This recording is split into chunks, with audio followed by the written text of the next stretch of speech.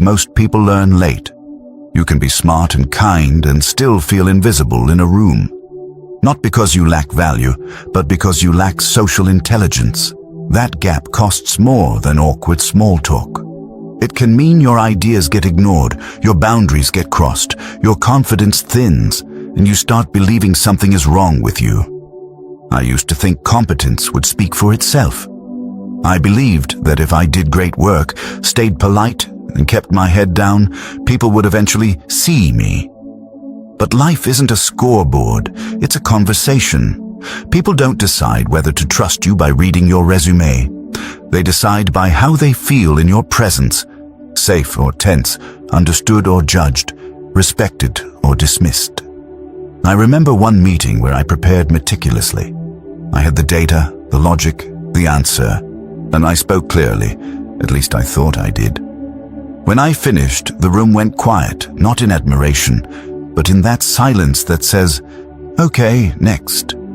Minutes later, someone repeated the same idea in 3 clean sentences, added a smile, and ended with a question. Suddenly, everyone leaned in. Heads nodded. The discussion sparked. I sat there realizing a painful difference. It wasn't only what I said. It was how I made people feel while I said it. After that, I started watching people who could move a room without trying. One friend of mine is like that. He isn't loud. He doesn't dominate. He doesn't perform. Yet when he speaks, people relax. They open up. They listen. They trust him. The more I observed, the more I noticed small choices. He pauses before answering. He mirrors emotion without copying words, and he asks questions that feel personal but not invasive, and he holds steady eye contact without forcing it. He doesn't chase approval. He creates comfort and clarity, and respect follows. That's what social intelligence really is. Not manipulation. Not a script. Not pretending to be someone you're not. Social intelligence is the ability to read the reality of a moment and respond in a way that builds connection, clarity, and respect. It's the skill of speaking so people want to listen, listening so people want to speak, and staying calm enough that your presence becomes trustworthy. In this audiobook, we're going to build a blueprint you can use now.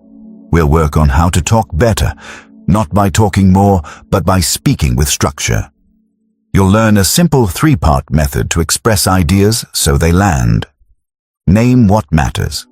State your point and invite the next step with a question.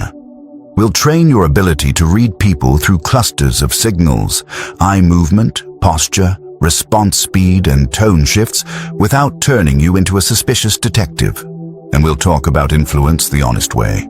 Not pressure, not dominance, but steady presence and boundaries. I'll also share everyday stories because that's where these skills are tested. Like someone I know who went into interviews with qualifications but kept getting passed over. He wasn't unqualified. He was tense, rushed, and guarded. The interviewers couldn't feel him, and when people can't feel you, they struggle to trust you. After a few weeks practicing breath control, pausing and ending answers with a curious question, the same person walked into the next interview grounded and clear, and he got the offer. If you've ever replayed a conversation at night, wishing you had sounded stronger, if you've ever stayed silent because you didn't want to be judged, if you've ever spoken up and still felt overlooked, I want you to hear this. You're not broken, you're untrained. And training is good news because it means you can change this. So as we begin, make a small commitment. Don't just listen. Practice. Choose one tool from each chapter and try it within the next 24 hours. You'll be surprised how quickly people respond when you shift your timing, your questions, and your calm.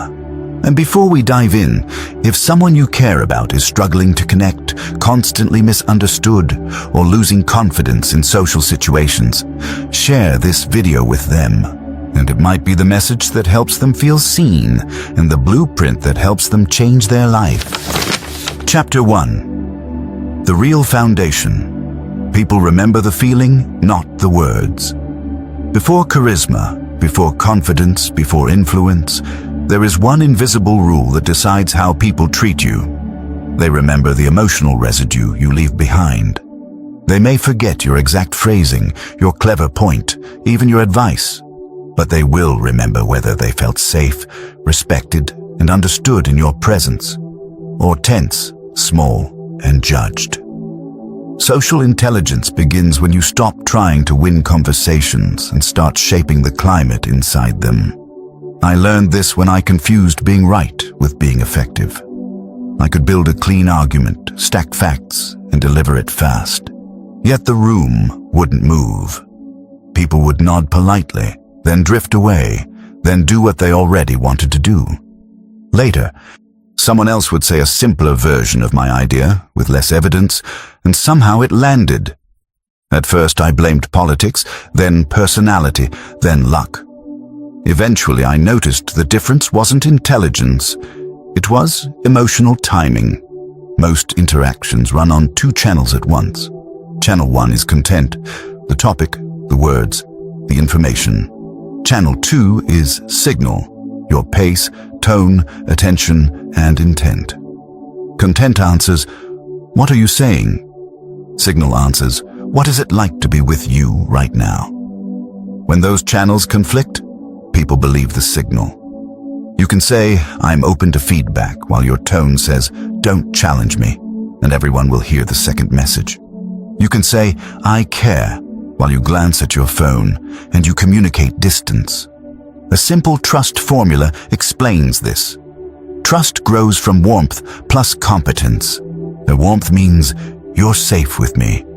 Competence means, "I can handle what matters." Many people overinvest in competence, titles, achievements, being impressive, while underinvesting in warmth. Without warmth, competence feels cold or threatening. Without competence, warmth feels pleasant but unstable. The sweet spot is calm, warmth paired with clear competence. Warmth is not extroversion. It doesn't require jokes, constant smiles, or big energy. Warmth is mostly friction reduction. It's how quickly the other person's nervous system relaxes around you. And that can be trained through small behaviors that cost nothing. Start with pace. Slow your speech and movements by 10%. Not dramatically, just enough to remove urgency. Rushing communicates anxiety, and anxiety makes people defensive. A slightly slower pace communicates self-control. So self-control reads as leadership because it signals, "I won't panic, I won't react, I can hold the moment." Next, practice micro-validation. Validation is not agreement. It is acknowledgement of an internal reality. Simple lines like, "That makes sense," "I can see why that hit you," or "You've been carrying a lot." Tell someone their experience is real to you. When people feel seen, they stop fighting to prove they're right. They start listening. Then, add one clarifying question before your opinion. Most people respond too fast because they're trying to display value. Socially intelligent people delay their own viewpoint to gather context. Socially intelligent people delay their own viewpoint to gather context and build connection. Ask, what part of this is the hardest? What do you want to happen next? What would help right now? A good question is a quiet form of respect. It says, "So your perspective matters enough for me to understand it fully." A friend of mine struggled with this for years. He's smart, successful, and deeply loyal. Yet at family dinners, he felt invisible. When he finally spoke, he would jump in with a strong conclusion. He meant well, but his timing felt like a hard interruption, and people reacted with tension. He went home thinking, "They don't value me." The truth was simpler. He wasn't entering the emotional rhythm of the room. He tried a new rule. Enter with attunement, not opinion. He listened for the feeling underneath the story. Pride, worry, frustration. Then named it gently. That sounds exhausting. You seem really proud. I get why you'd be annoyed. Only after that did he offer a thought, and he offered it as an addition, not a verdict. The result was immediate. The same people who used to push back began to lean in. He didn't become louder. he became safer. Presence is the real charisma. Presence means you're not performing. You're not scanning for status. You're not loading your next line while the other person is still speaking. You are fully there. When someone feels your attention, they feel valued. And when people feel valued, they give you influence without you asking for it. One more skill that separates socially intelligent people from socially anxious ones is repair. Everyone misses cues. Everyone speaks too sharply sometimes. The difference is whether you pretend nothing happened or you reset the signal. Repair can be as simple as, "Let me try that again. I came in too strong," or "I want to understand you, not win." Those sentences lower defensiveness because they show self-awareness. When you practice repair, you stop fearing mistakes, and that calm becomes contagious. People relax because they sense you can handle tension without denial. Try a repair line this week and watch the temperature drop. Try a tiny experiment today. In your next conversation, choose one person and make a private goal. Leave them feeling lighter than when you arrived. Not by entertaining them, but by stabilizing the moment. Then use the 10% slower pace. Offer one micro-validation. Ask one clarifying question. Then stop. Don't over-explain. Don't chase the perfect ending. Let the calm do the work. You'll discover something counterintuitive. The less you push to be impressive, the more impact you have. Because people don't follow the loudest voice. They follow the person who makes the room feel clear, steady, and human. That is the real foundation, and everything else in this blueprint builds on it. Chapter 2. Talk better. How to speak. So people actually listen. Most people think the problem is that they don't talk enough. In reality, the problem is that when they do talk, they lose people halfway through. Not because what they're saying is wrong, but because the way they say it creates friction. Social intelligence in speaking is not about sounding impressive. It's about making it easy for others to stay with you. I learned this when I noticed a painful pattern in my own conversations. Whenever I cared about a topic, I spoke faster. I added more context. I explained my reasoning in detail, thinking clarity came from completeness. Instead, I watched eyes drift, bodies turn away slightly, and interruptions creep in. People weren't disagreeing with me. They were disengaging. Later, I realized something uncomfortable. Over-explaining is often a form of insecurity. It's the subtle belief that if you don't say everything, you won't be taken seriously. But socially intelligent speakers trust the weight of a single, clear point. They don't flood the room. They guide it. If there's a reason respected communicators sound calm even when the topic is serious, they speak with structure. Structure creates safety. When people can predict where your thought is going, their nervous system relaxes, and relaxed people listen. The simplest structure, and the one I return to constantly, is what I call the 3-sentence rule. Not because life must be short, but because attention is fragile. If you can't hold someone for 3 sentences, you won't hold them for 10. The first sentence grounds the moment. It names what matters right now. It shows awareness of context, emotion, or constraint. When you do this, you're telling the other person, "I'm here with you, not inside my head." I once watched a colleague begin a presentation by saying, "I know we're all under pressure to deliver quickly. Yes, and no one wants more complexity." That single sentence did more work than 10 slides. Everyone leaned in because they felt understood before being informed. The second sentence is your point. One idea, clean and settled. This is where many people sabotage themselves. They stack arguments, add disclaimers, and dilute their own message. Socially intelligent speakers don't rush, but they don't hedge either. They state what they see. Not, "I might be wrong, but maybe we could consider." Instead, I think the issue isn't effort, it's focus. That difference changes how people hear you. Calm clarity signals confidence without aggression. The third sentence opens the door. It invites response instead of demanding agreement. Influence grows when people feel included, not cornered. Does that align with what you're seeing? What feels risky about this to you? Would it help if we tried this for 1 week? That question transforms a statement into collaboration. You're no longer performing. You're leading a shared thought. I saw the power of this structure in a friend who used to dread speaking at work. He was smart, prepared, and thoughtful, yet meetings drained him. Whenever he spoke, someone interrupted or redirected the conversation. He felt invisible and assumed he lacked presence. We practiced one thing only: saying less, on purpose. At the next meeting, instead of explaining his entire analysis, he said, "We're trying to grow without burning out the team. I think the bottleneck isn't effort. It's unclear priorities. Can I walk through one adjustment and get your take?" No one interrupted. People nodded. The conversation followed him. Nothing magical happened. He just made it easy to listen. Another habit that quietly destroys influence is verbal shrinking. Phrases like "just," "sorry," and maybe feel polite, but when overused, they train others to treat your words as optional. Social intelligence isn't about eliminating softness. It's about choosing it intentionally. There's a difference between humility and hesitation.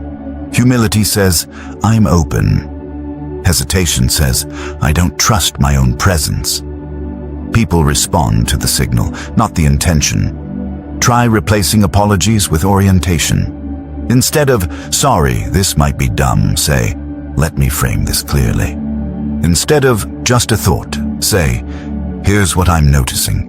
You're not becoming arrogant. You're becoming anchored. This matters outside of work too. In personal relationships, unclear speech creates confusion and resentment. I once watched someone try to set a boundary by talking around it for 10 minutes. The other person left unsure what was being asked. When boundaries are buried in explanations, they're easy to ignore. Clear speech is kind speech. One sentence to ground, one sentence to state, one sentence to invite. That structure works everywhere: dates, conflicts, texts, family conversations. Especially conflicts. When emotions rise, structure keeps you from reacting. It slows you down just enough to stay in control. Here's a small exercise. For the next 24 hours, answer every meaningful question using 3 sentences or fewer. Don't rush. Don't decorate. Let silence do some of the work. You'll notice people respond differently. They won't just hear you. They'll feel steadier around you. And that's the point. Talking better isn't about dominating conversations. It's about creating clarity without tension. When people feel calm around your words, they trust your direction. That trust is the beginning of real influence. In the next chapter, we'll build the second pillar of social intelligence: how to read people accurately through clusters of small signals, without guessing, without paranoia, and without turning every interaction into a test. Chapter 3. Read people. The quiet signals behind every conversation. Once you learn to speak with clarity, the next skill that changes everything is learning to read the room. Not in a creepy, mind-reading way. Not as a human lie detector. Social intelligence isn't about catching people. And it's about understanding them so you can respond to what's real, not what you assume. For a long time, I missed this. I only listened to words. If someone said, "I'm fine," I took it literally. Sure, I heard agreement. Then I'd be shocked when they disappeared, resisted, or exploded later. What I didn't understand is that words are often the least honest part of a moment. People use words to stay polite. Their bodies speak louder. The problem is, most of us either ignore signals or we overinterpret them. We see one cue, crossed arms, a short reply, a glance away, and we jump to conclusions. They hate me. They're lying. They're disrespecting me. That's anxiety pretending to be insight. Real social intelligence reads patterns, not single signs, and it confirms gently instead of accusing. There are 4 quiet signals I pay attention to first. The first is eye behavior. Not some dramatic, if they look left they're lying myth, but simple presence. Do their eyes stay engaged when you speak, or do they keep searching for escape? Do they soften when you validate them, or do they tighten? When someone's eyes relax, their guard is lowering. When their eyes dart, they're scanning for danger. Sometimes danger isn't you, it's stress in their own life. The second signal is response speed. Some people respond quickly because they're confident. Others respond quickly because they're anxious. But a sudden change is meaningful. If someone was responsive and now becomes delayed, clipped, or unusually formal, something shifted internally. That shift might be discomfort, fatigue, distraction, or doubt. Don't label it yet, just notice it. The third signal is body orientation. People lean toward what they want and angle away from what they don't. Feet and shoulders often tell you more than words. In a group, watch who turns toward whom when a topic comes up. In a one-on-one, watch whether the person stays open or starts protecting their space. The fourth signal is tone change. Humans are musical. When someone's voice drops, tightens, speeds up, or loses warmth, it's usually emotional. This is why texting causes so many misunderstandings. You lose tone. In real conversation, tone is the emotional headline. Here's where it becomes powerful. You never read one signal alone. You read clusters. If someone looks away once, it might mean nothing. If they look away, respond slower, and angle their body away, now you have a cluster that suggests disengagement or discomfort. Clusters reduce paranoia because they require evidence. I remember a conversation with a friend who I thought was upset with me. He was quiet, gave short answers, and didn't ask questions back. My old brain would have spiraled. I annoyed him. Instead, I slowed down and gathered signals. His eyes weren't sharp. They were tired. His shoulders were heavy, not defensive. His tone wasn't irritated. It was flat. That cluster didn't scream anger. It screamed exhaustion. So I tested it with a soft check. You seem a bit drained today. Is it one of those weeks? He exhaled, almost relieved, and said, Yeah, my dad's been in and out of the hospital. In that moment, I realized how many relationships break simply because we guess wrong. I could have taken it personally and pulled away. Instead, I offered support, and our trust grew. That soft check is the missing piece most people never learn. Socially intelligent people don't just observe, they verify with respect. They ask questions that invite truth without forcing it. A useful line is, I might be reading this wrong, but... It lowers defensiveness because it gives the other person an easy exit. Another line is, do you want to talk about it, or would you rather take a break from it? That respects their autonomy. My cousin used to get into arguments with his girlfriend for this exact reason. He would interpret her silence as punishment, and she would interpret his pushing as pressure. They weren't bad people. They were bad readers. When he learned to say, "You're quiet, are you upset with me?" Or half the time she'd say, "I'm just overwhelmed." The other half she'd say, "Yes, I'm upset, but I don't want to explode." That single question replaced guessing with clarity. There's another truth. Reading people is also reading yourself. If you're insecure, every neutral signal feels negative. If you're angry, every delay feels disrespectful. Social intelligence means checking your internal filter before you interpret the outside. Ask, what story am I making up right now? That question alone can save you from unnecessary damage. Practice this skill in low-stakes places. In a meeting, now notice who becomes more animated when a certain topic appears. In a family conversation, notice who withdraws when the energy gets sharp.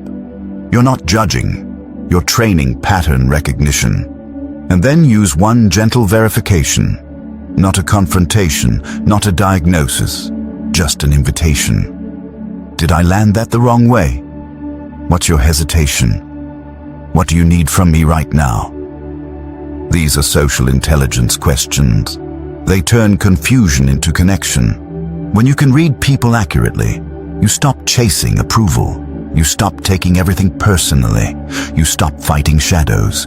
You start responding to reality, and reality is where influence lives. Because the most charismatic people aren't the loudest. They're the most deeply attuned. They make others feel understood, and understood people naturally trust, open up, and follow. Chapter 4. The Likeability Switch. How people instantly feel comfortable around you. There's a moment in every interaction where the other person decides, usually without realizing it, whether they feel comfortable with you or guarded. That decision happens fast, often within the first few exchanges, and it has very little to do with how impressive you sound. It has everything to do with whether their nervous system relaxes or stays alert around you. This is what many people misunderstand about likability. They think it's about being funny, agreeable, or endlessly positive. But true likability is not entertainment, it's regulation.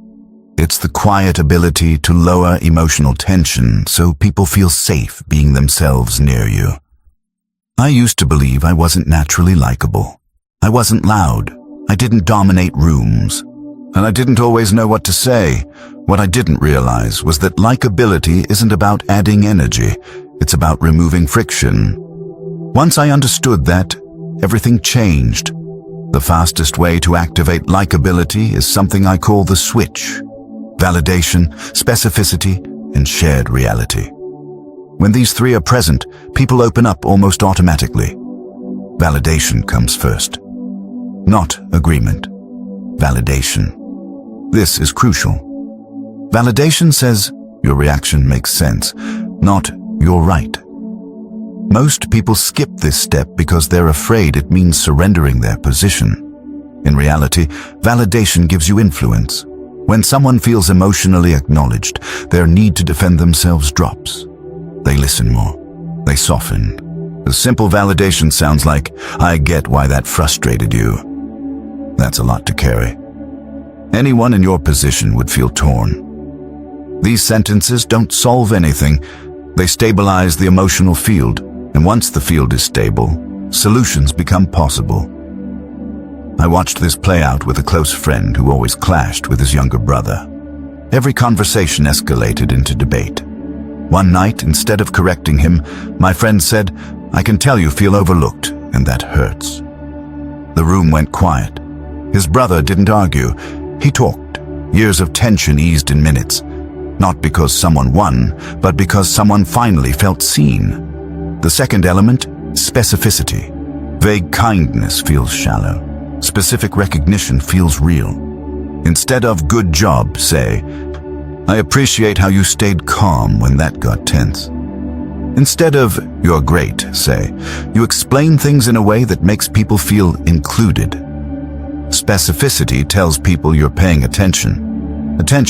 Specificity tells people you're paying attention. Attention is rare, and rarity creates value.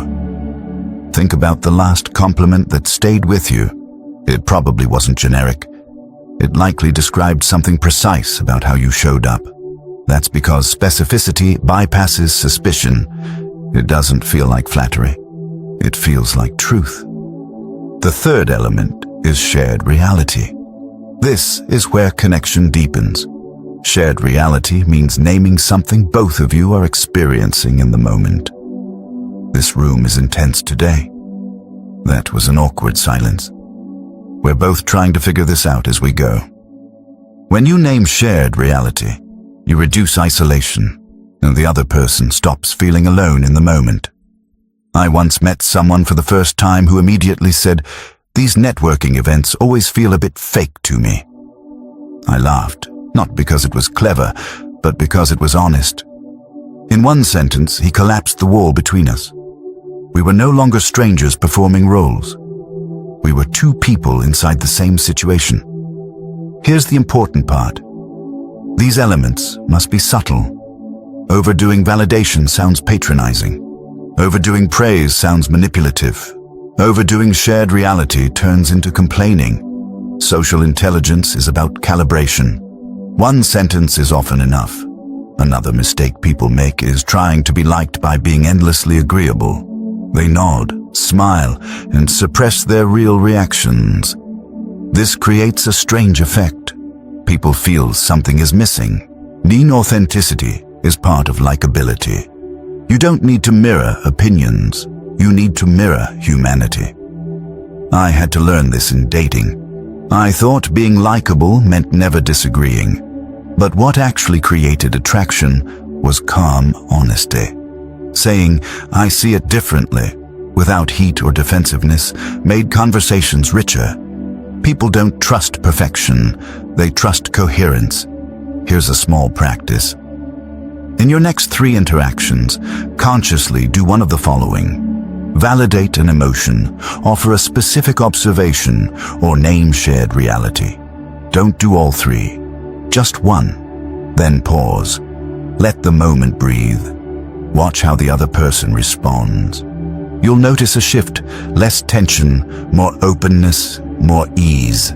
That ease is the foundation of charisma, because charisma isn't about being fascinating.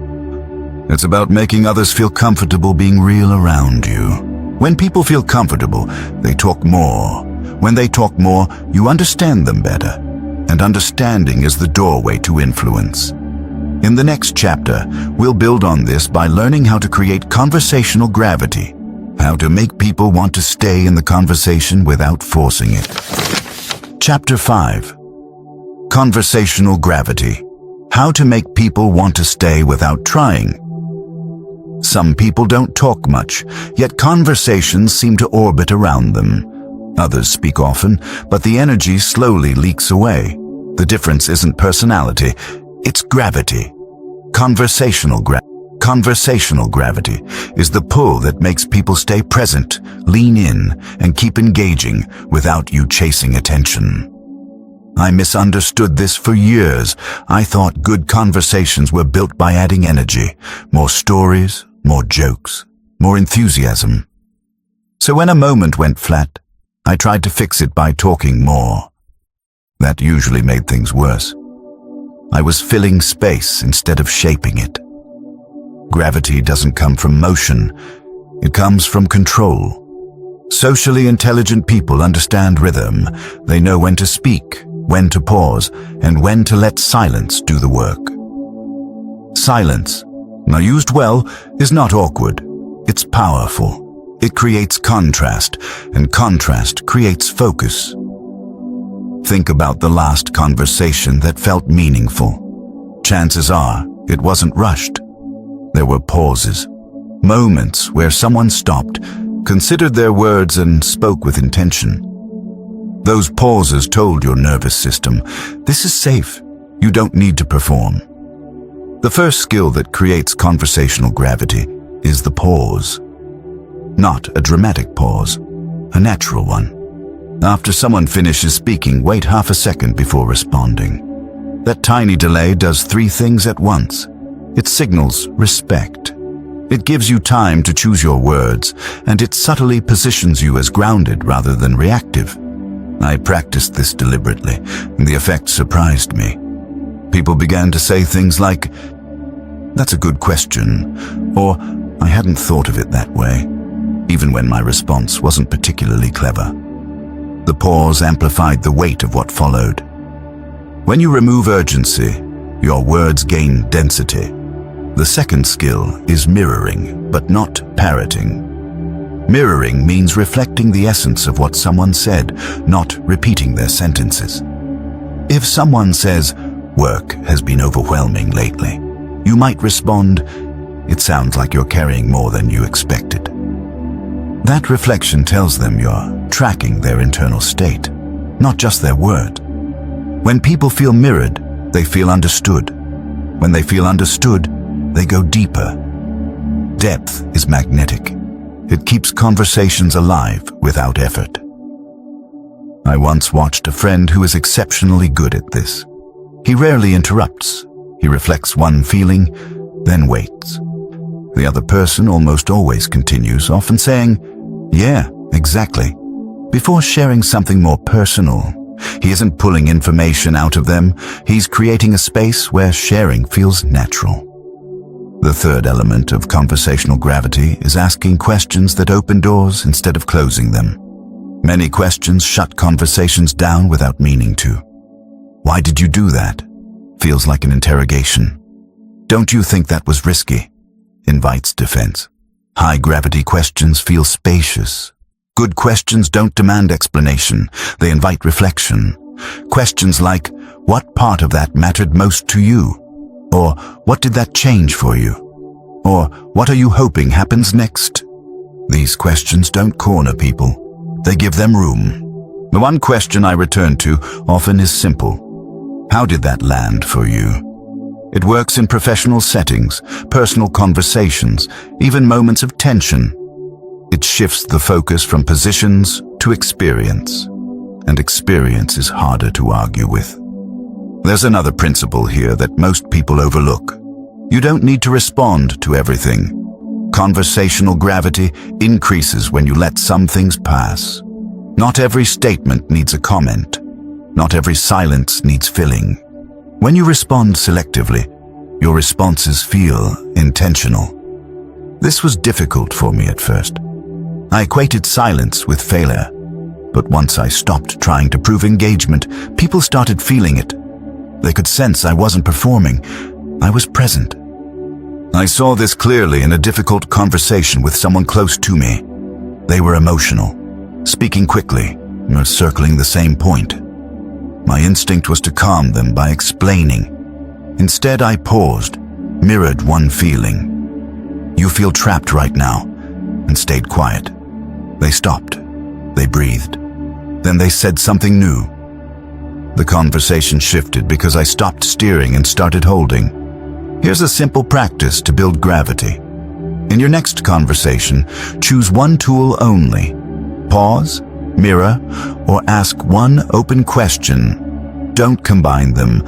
Let that single move shape the interaction. Notice how the other person adjusts. You'll feel the pull strengthen.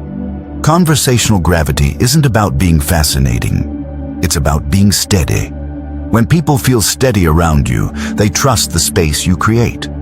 And when they trust the space, they stay. In the next chapter, we'll talk about how this gravity turns into influence, how calm presence and clear frames allow you to guide situations without force or manipulation. Another layer of conversational gravity is emotional pacing. Many conversations lose energy not because they're boring, but because they move at the wrong emotional speed. Some people rush past feelings before they're processed.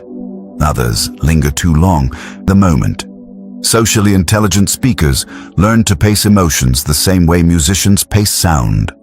When someone shares something personal, resist the urge to immediately elevate or fix it.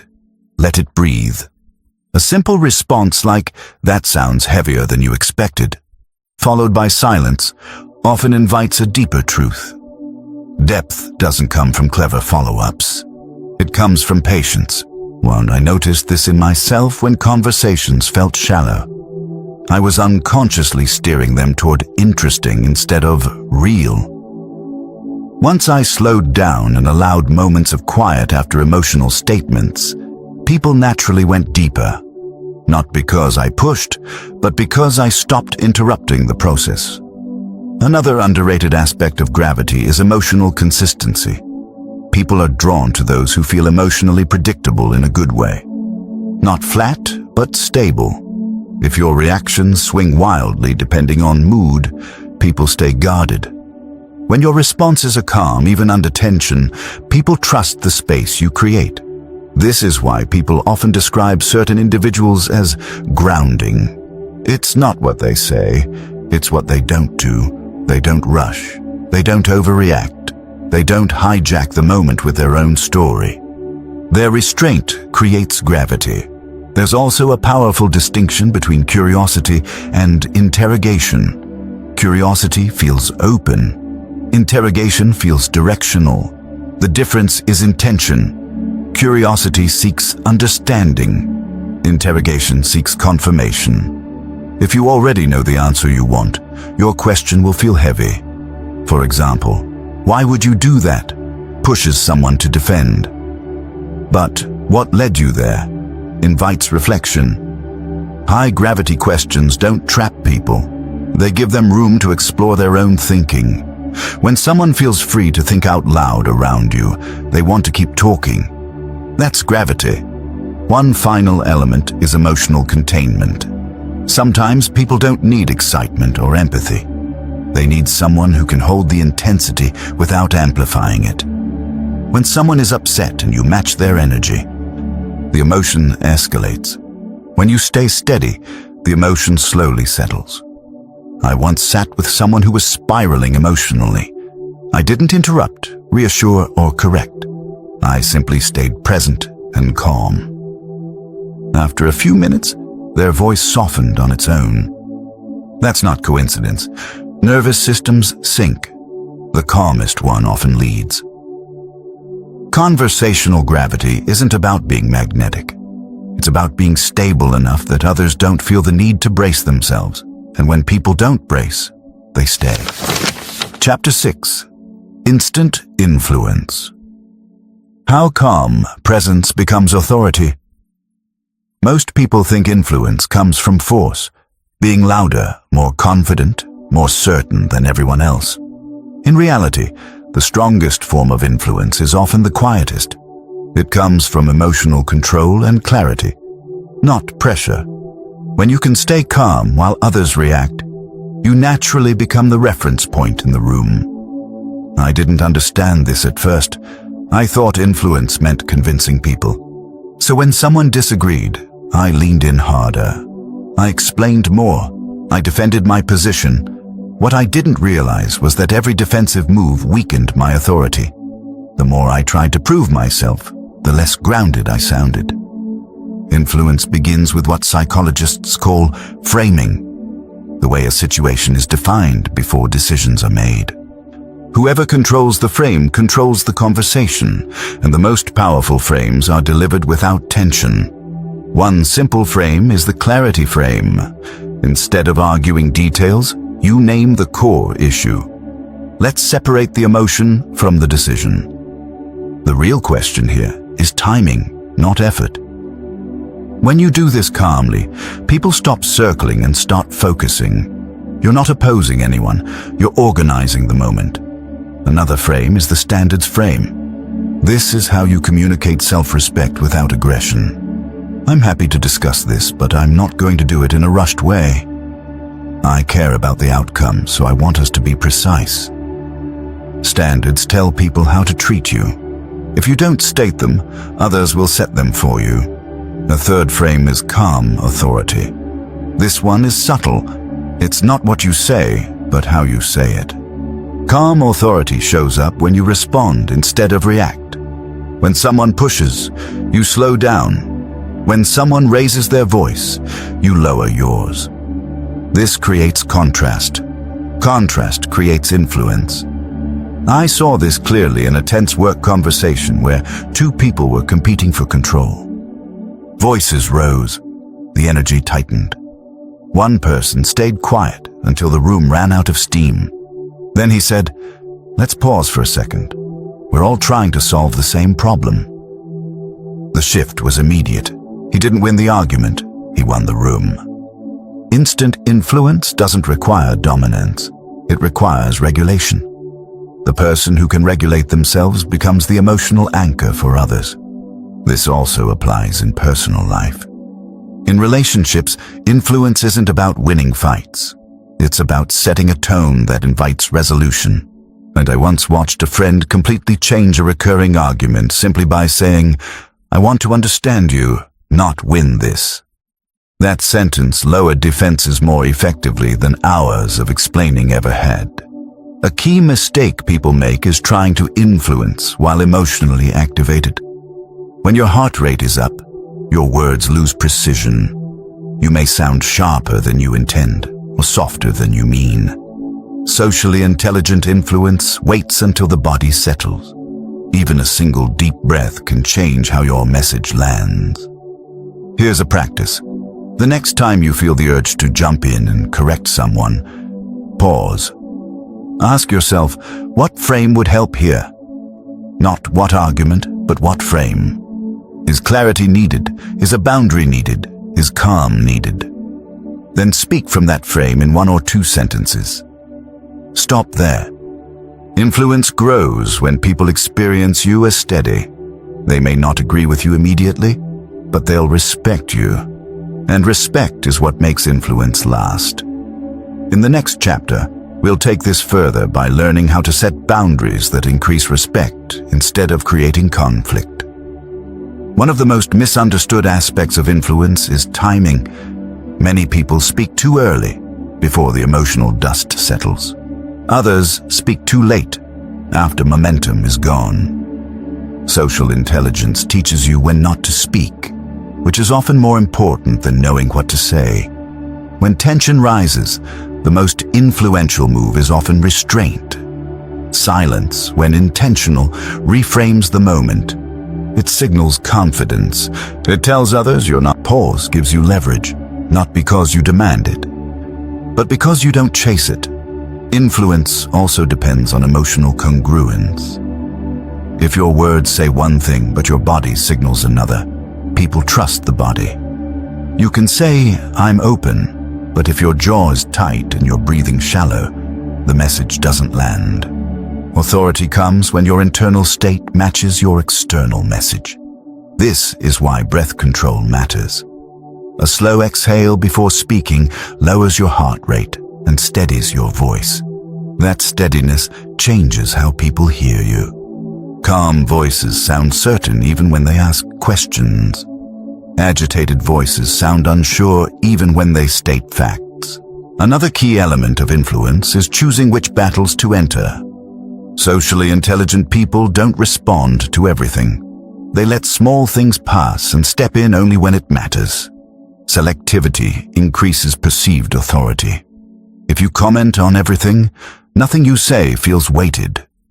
I learned this by watching leaders who rarely spoke, yet everyone listened when they did.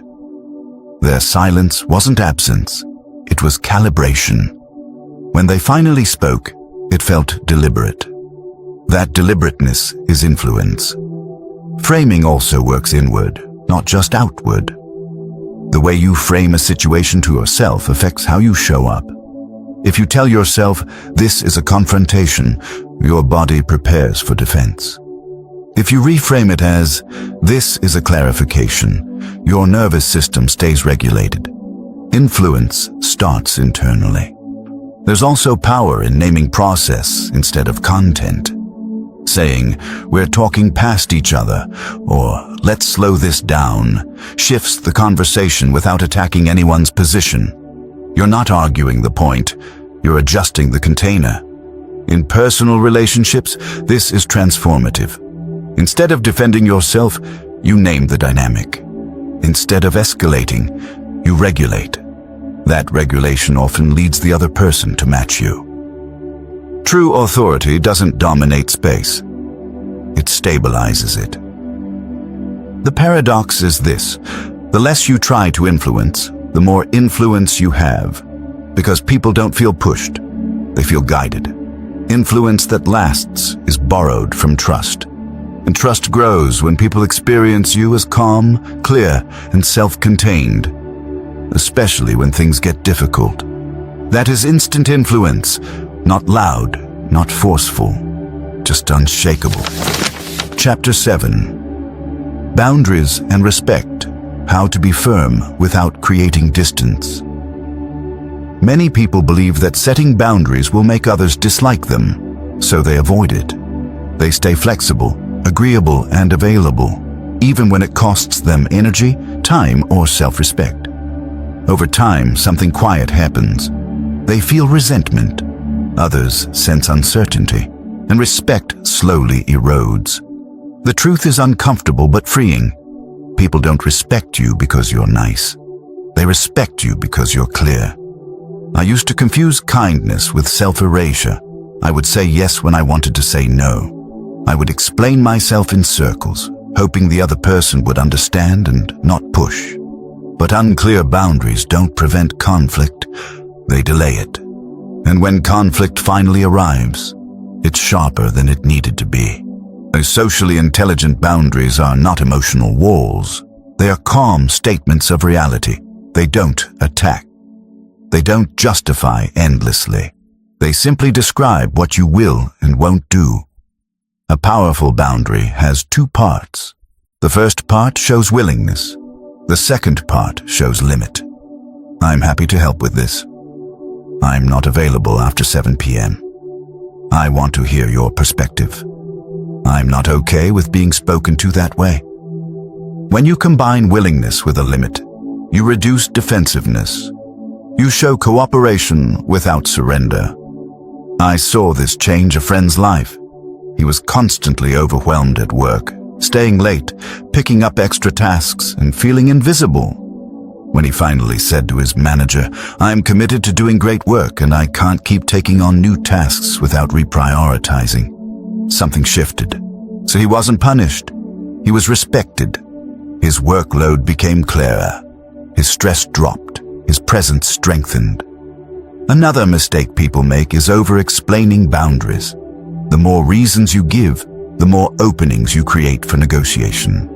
You don't need to convince anyone that your boundary is valid. Calm repetition is enough.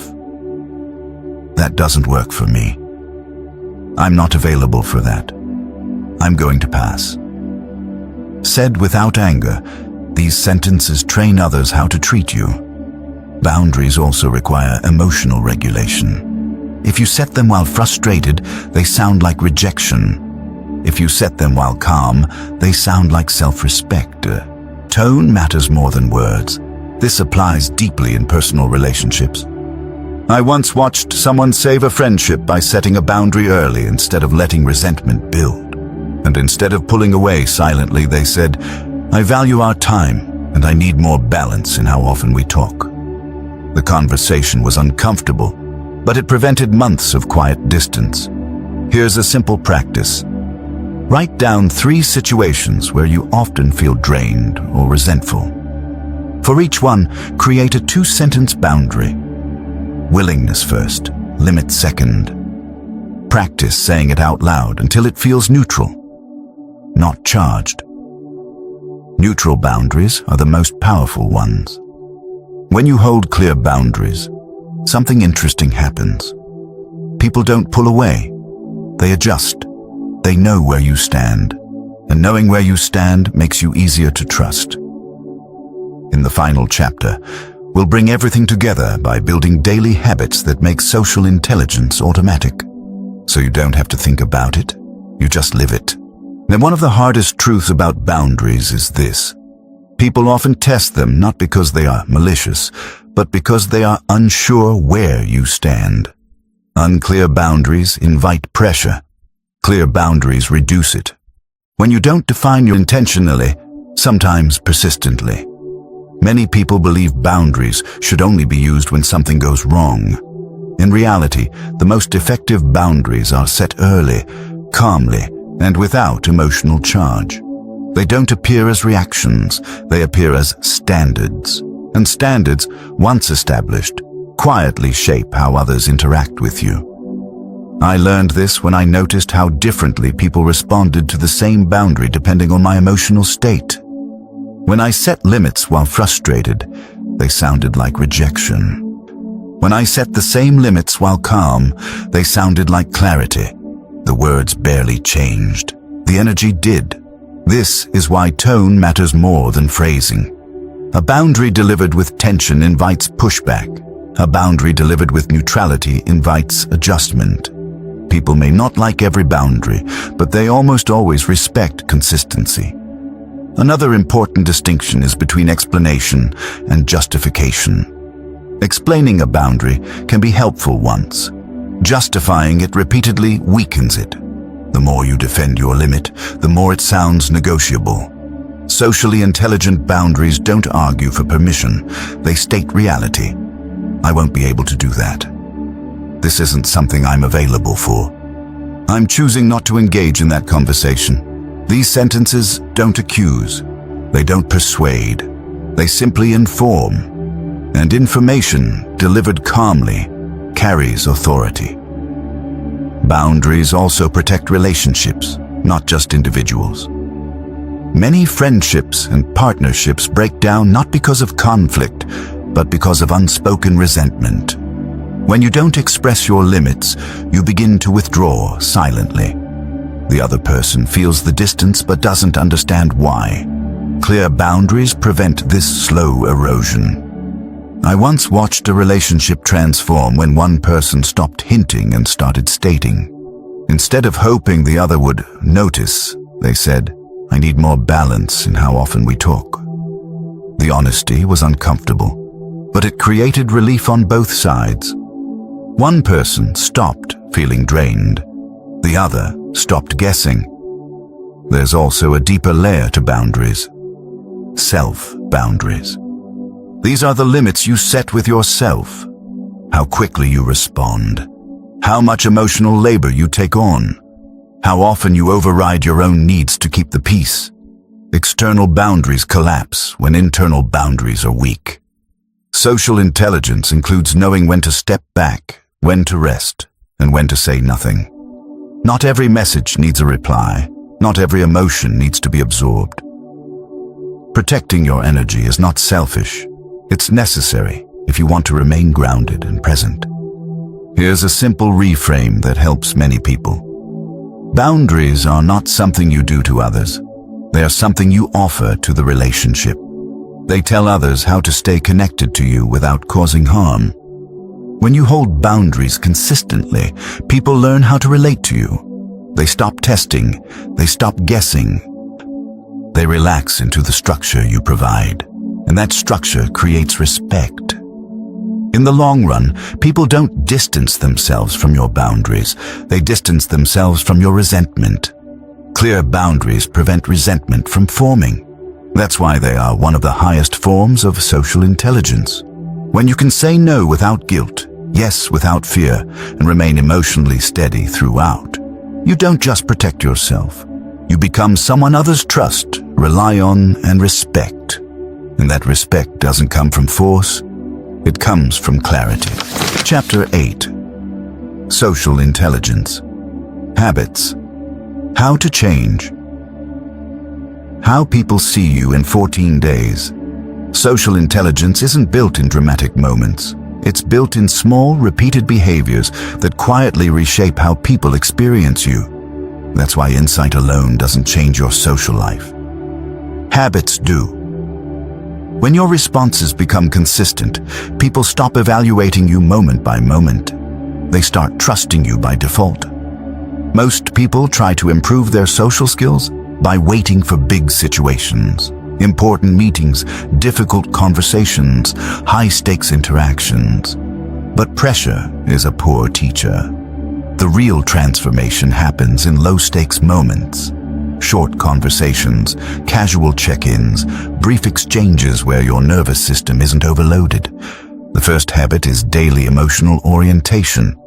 Before you speak, take one breath and ask yourself, what's happening emotionally here? Not what should happen, but what is happening. Is the energy tense, tired, rushed, hopeful? This single question aligns you with reality. When you speak from reality, your words land. I started doing this before phone calls. One breath, one scan. Then I'd adjust my tone accordingly. The calls became easier. Less friction, more cooperation. It wasn't magic. It was alignment. The second habit is intentional listening. Once per day, listen without planning your response. That sounds simple, but it's rare. Most people listen to reply, not to understand. When you listen fully, you catch tone shifts, hesitations, and emotional subtext. People feel it immediately. They often say, "Thanks for listening," even though you didn't give advice. That's influence. The third habit is structured expression. At least once a day, say what you mean in 3 sentences or fewer. Name the context. State your point. Invite response. This keeps your communication clean and prevents resentment from building in unspoken thoughts. The fourth habit is repair. If something lands wrong, address it early. That came out sharper than I meant. Let me reset. Repair doesn't weaken you, it strengthens trust. People relax when they know you can handle misalignment without blame. The fifth habit is boundary reinforcement. Each day, choose one moment to honor a small boundary. Time, energy,